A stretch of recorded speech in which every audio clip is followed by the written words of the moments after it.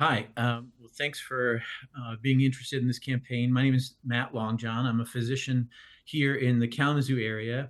I don't see patients. I teach at the medical school and have actually been working on healthcare and health systems improvement for 25 years around the country. The Obama administration actually named me one of the top 100 innovators in healthcare in America. And so for 25 years, I've been focused on improving people's health by whatever means necessary. And here in 2024, my focus is on serving the district, the 40th district, which is Portage, Texas Township, and Oshtemo Township. I believe is the only potential physician in the entire Michigan legislature that my skills, experiences, and knowledge can be put to work to improve the health and quality of life of everyone in this district and indeed Michiganders all over the state. I'm running for this office to improve the health and quality of life of everyone in this district and across the state. I am deeply concerned about the state of our healthcare system. We need to focus on improving and strengthening our healthcare by focusing on stabilizing the healthcare workforce, reducing the cost of healthcare and the cost of prescription drugs, for example, increasing access to healthcare, and making sure our healthcare system is more equitable. It's too hard for people to find doctors these days and to get high quality health care or to be able to afford it. And I believe, as the only potential physician in the House, and there's not a doctor in the Senate either, that my voice in Lansing is needed. My 25 years of experience has been in organizing coalitions across the country to improve people's health, whether it was in children's nutrition issues or diabetes prevention or cancer survivorship.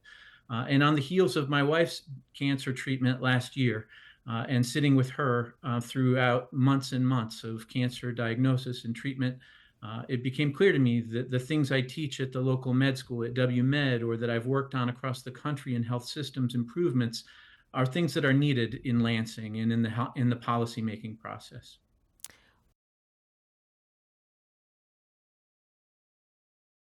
Well, first and foremost, I believe I am from and of this district and reflect the interests of this community very well. I'm a sixth generation member of this community.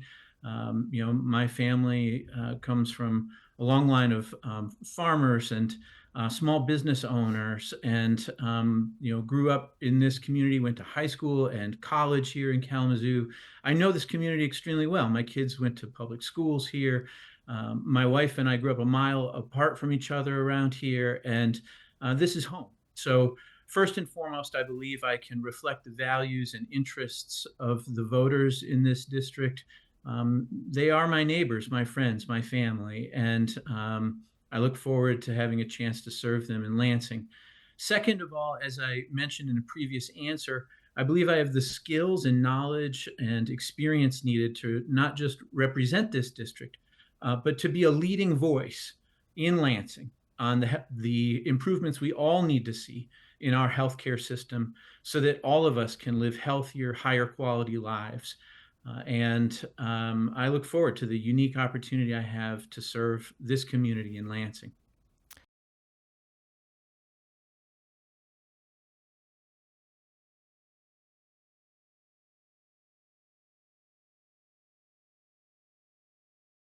Yes, well, since April, I've been on thousands of doors across this community, and I'm hearing a lot of different things that people are interested in having their representatives in Lansing work on.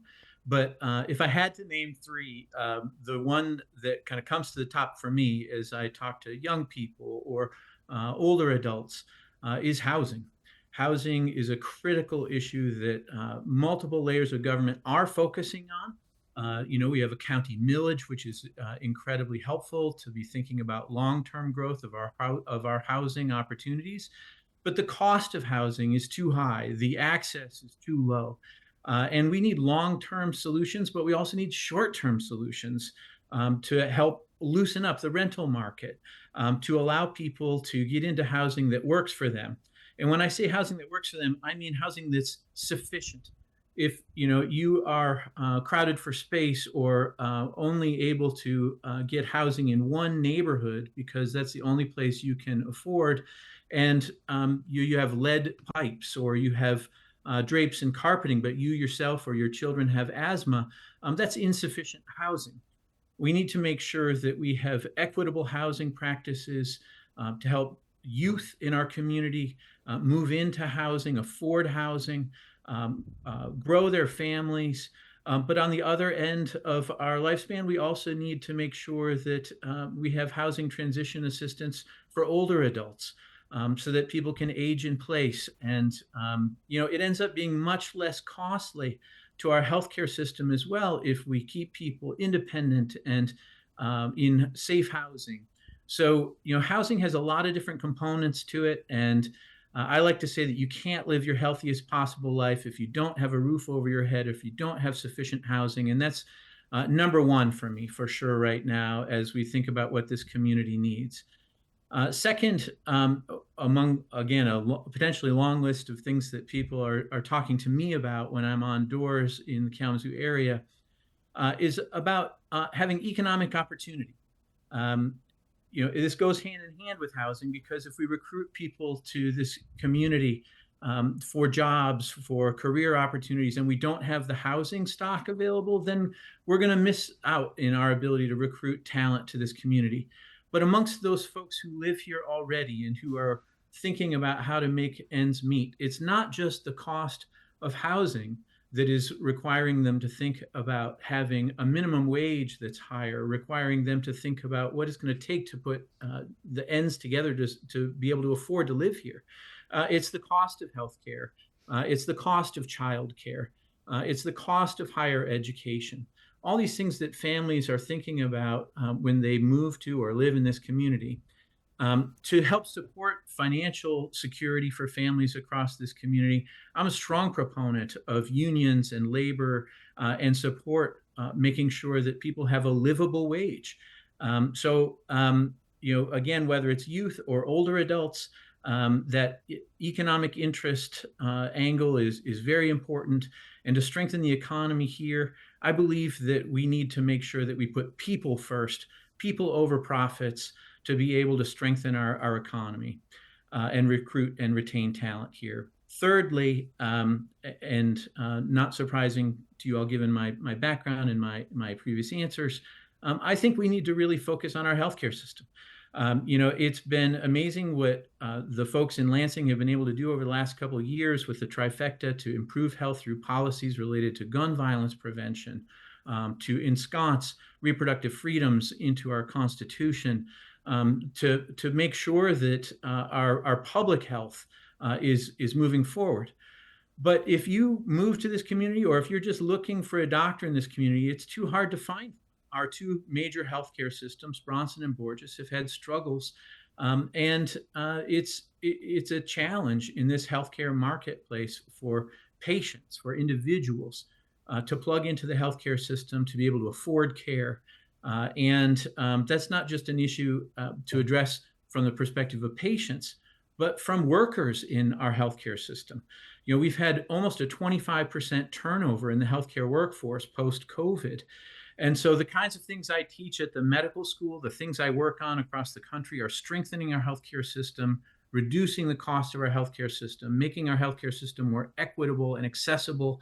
And those are all three things that I would be focused on in Lansing. Just to recap, that begins with housing, that continues with economic policy, and then there's focus on healthcare improvements. All three of those things are required for people to live their healthiest possible lives.